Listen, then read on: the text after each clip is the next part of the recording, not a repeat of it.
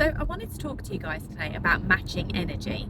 So when it comes to either dog training and certainly working on behaviour, whether it's like a behaviour problem or a behaviour you're trying to eliminate, or it's something you're trying to get your dog to do, maybe they're just not showing enough of something that you want.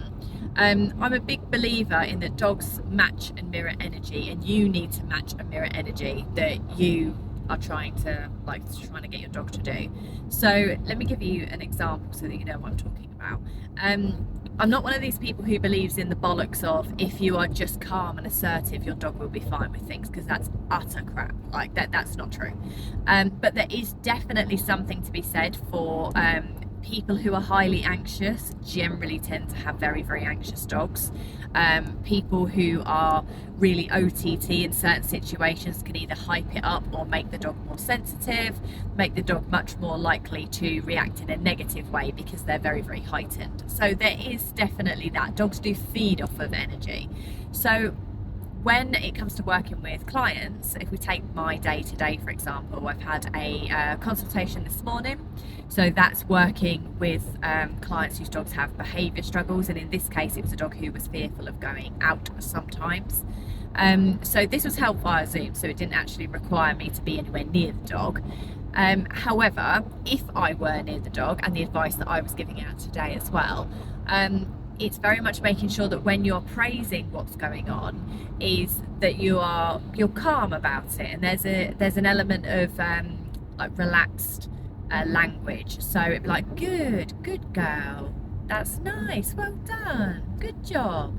Do you see? So you slow your language down, the way that you speak. It's very positive, but it's also fairly reassuring, and it's not too frantic.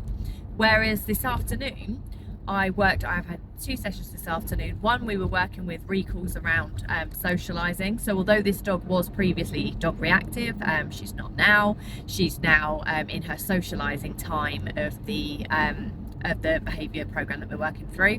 And so now we need to sort of match energy. So we need to make sure that when we're doing recalls around dogs that she's now interacting with, that not only is it at the right time, but also that we've got energy. So it's a bit more like, good girl, come on then, back you come.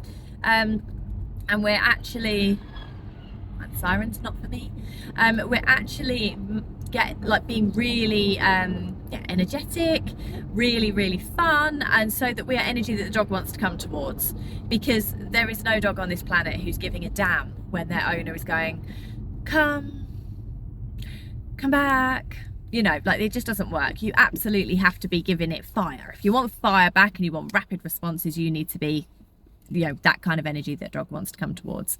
And the same like with loose lead walking. So in my later session today, we were doing loose lead walking practice, and this is for energetic dogs. This is for working dogs, so working Springer, working Cocker, usually very, very busy, very, very speedy kind of dogs.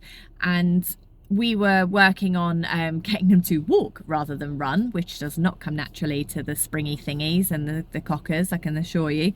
And we're also working on attention on the human, stop when I stand, and maintaining the same walking pace over duration and distance. So with that, when we are praising up, there's no use going, yeah, good girl, good boy. Although what we want is them to be calmer, what we actually want is interaction, and we want to be worth them caring about. So that's more like, good job, well done, that's nice, good puppy. You know, so you bring the energy that you want your dog to mirror. And that is very, very important, whether you're training or whether you're doing behaviour work, that you are not just showing up with the same dialogue and the same way that you speak and the same things that you say, and because it's just dull, and there's no dog who really cares for that. And if you are particularly high energy and very, very anxious, then you need to turn that way down. If you've got a dog with behaviour struggles, you need to really, really tone that down so that you can help them to succeed.